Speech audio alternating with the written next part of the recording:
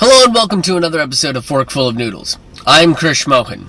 We've all made mistakes, right? I mean, we forgot to return the video to Blockbuster, which is probably what caused that franchise to shut down.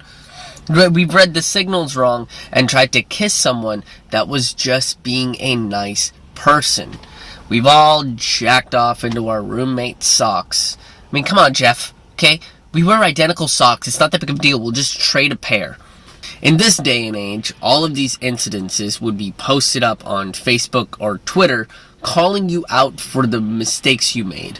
But this current call-out culture isn't doing anything but making you feel bad about who you are. And that doesn't help us progress as a society. It does make you want to jack off into Jeff's socks again. And now it's about revenge.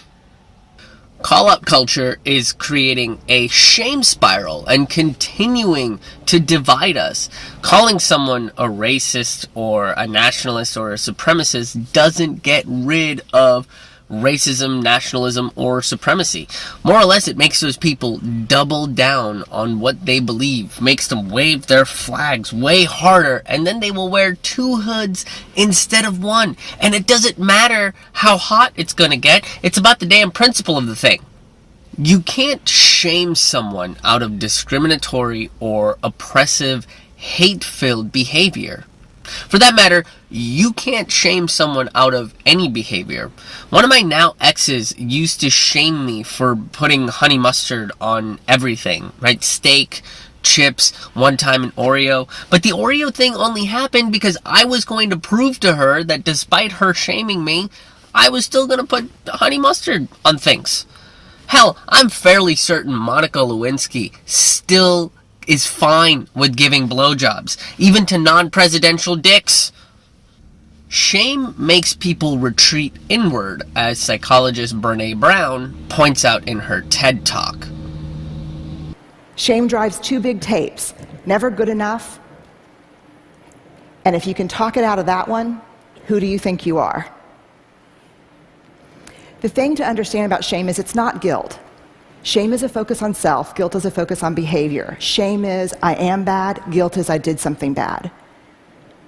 Shaming prejudiced people with call-out culture tells them that they only get to be what they are labeled as, and they are not going to get redemption or be accepted into society. And because of this shame culture surrounding call-outs, people are terrified of expressing their opinions, as stated by a conservative college student. And yes, they do exist. They're like unicorns, you know? They're usually portrayed as white, and we're not really sure if we saw them or not. But, you know, it could have been an acid trip, and also they're going to be connected to the Bible, whether they like it or not. Anyway, a conservative college student who spoke with The Atlantic said, "My opinions are not only collectively frowned upon, but also offensive to the majority. It is rare that I open my mouth to put my 2 cents in. My views, if shared, would be labeled as racist, fascist, nationalist. I'm fine with disagreement, but I don't think it's healthy to label the opposing ideology as something it is obviously not in order to discredit its worth." And that's another issue with call-out culture. Once you've been labeled as a racist or a sexist or a supremacist, these opinions are no longer valid.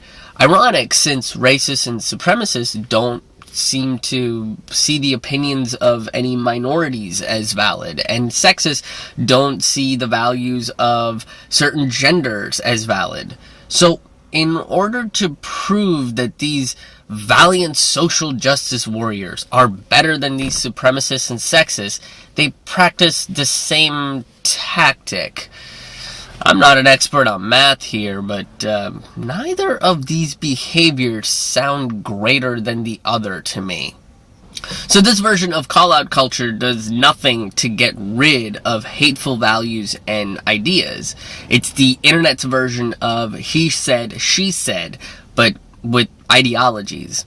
And look, I'm not against the idea of calling someone out if on their bullshit, right? I mean, if someone did something wrong, you have to tell them what they did wasn't cool. People won't stop jacking off into socks until we come together as a society and realize that is a waste of socks. And yeah, sure, okay, some people are going to say, well, Krish, why don't you just put those socks in the wash? But no amount of laundry detergent can match up to the amount of semen coming out of a teenager. Okay, that it is an overwhelming amount. And we do not have, Tide has not made a laundry detergent that can match up to that. I mean, at that point, this is no longer fabric. It's just, and that's where call-out culture started. You know, it started as a small-scale conversation to say, hey, you know that cashier at the grocery store? I'm pretty sure that guy's racist. And then the community comes together and calls out the cashier and says that if he doesn't shape up, people will just stop going to the grocery store. And if the behavior continues, the grocery store fires that cashier because his actions are now affecting business. As Brene Brown points out, shame says you are wrong, whereas guilt says what you did was wrong. When you tell a white person they can't talk about race because of their inherent privilege, you're basically saying they are wrong for having their opinions because of their skin color. That's got a familiar ring to it, doesn't it? A little bit of a familiar. Hey, have you guys met this cashier? Hate is something you do. So is good and love. Combating hate with more hate doesn't make any sense. I mean, that's like trying to fix a bee sting by sticking your extremities into a beehive. It's like trying to digest food by eating more. It's like trying to get your roommate to stop jacking off into your socks by letting them do your laundry. Okay, those socks didn't get lost in the dryer, all right? Those socks are filled with a biblical amount of semen. You should probably talk to your roomie about their sock fetish, or find out if they're taking the biblical reference to spilling seed way too seriously. The point is, if you're gonna call someone out for these negative social ideologies or behaviors, that's only half the argument, right? I mean, you have to go one step further and educate people as to why they shouldn't say or do what they did. But this step really isn't taken when you get to hide behind a screen and a keyboard, right? Social media is a revolutionary invention that should be helping us be more educated and share ideas, but it's really a void where we scream at each other with emojis and cat memes. At this point, we're really misusing the internet, and Al Gore is pissed, but he's too terrified to say anything because he's afraid that the trolls will bring up the election again.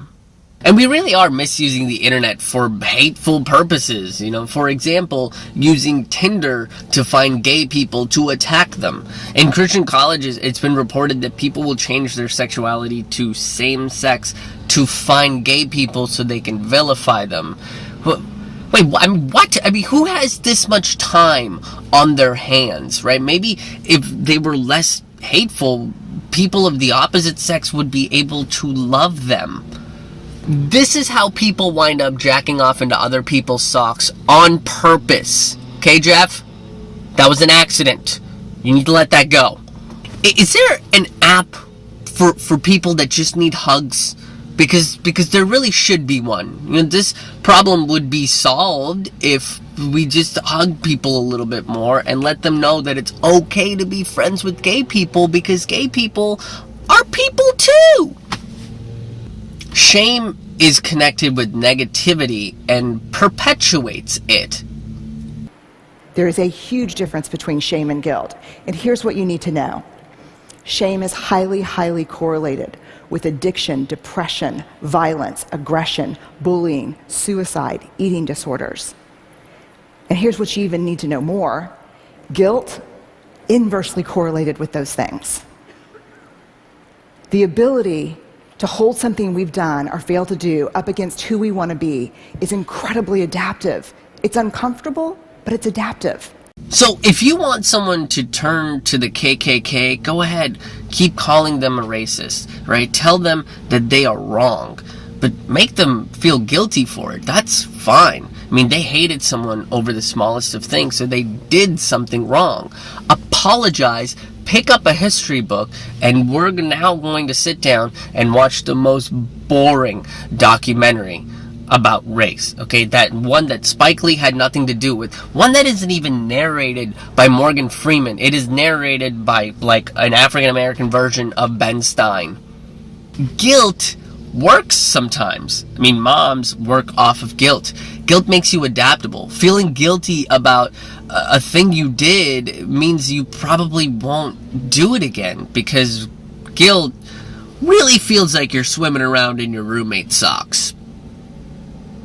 We all make mistakes, but we ourselves aren't mistakes. And it's about time society practices some compassion and redemption. I mean, life is a huge, grand experiment with failures and successes. I mean, there are no rules or directions on how this works. So why would we shame somebody for experimenting a different way than us? I mean, if somebody is doing the same experiment that you've already done that has shown some failures, maybe you should help them out and don't make them feel like shit for being a little stubborn.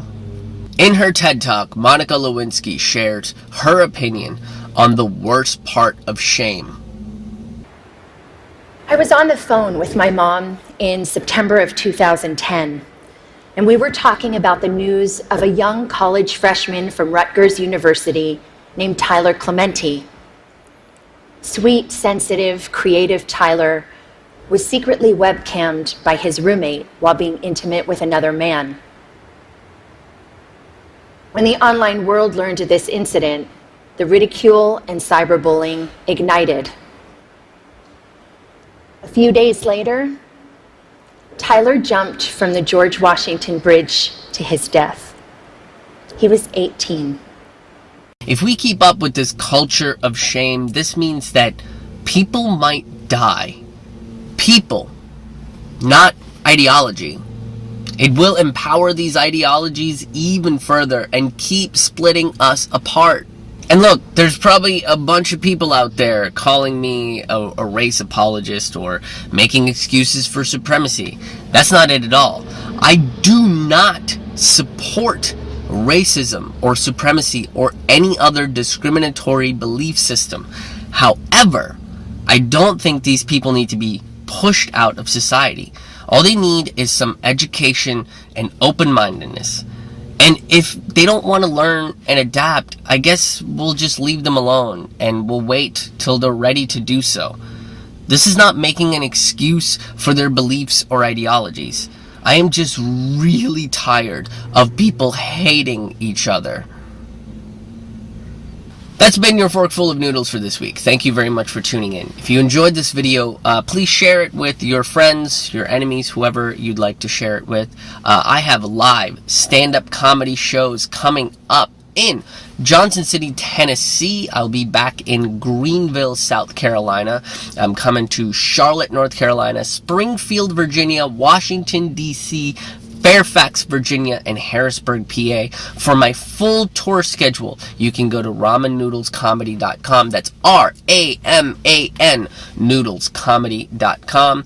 You can also like my Facebook page, follow me on Twitter. You can also download all of my stand-up comedy albums from iTunes or listen to them on Spotify, Pandora, or download them on Bandcamp. Bandcamp will also allow you to subscribe to my page, which will give you a brand new collection of stand-up comedy every single month. These are special shows, new material, workout nights, riffs and bits that I don't do anymore that were kind of one-and-done situations. And another way you can support the show is patreon.com/Krish Mohan, haha.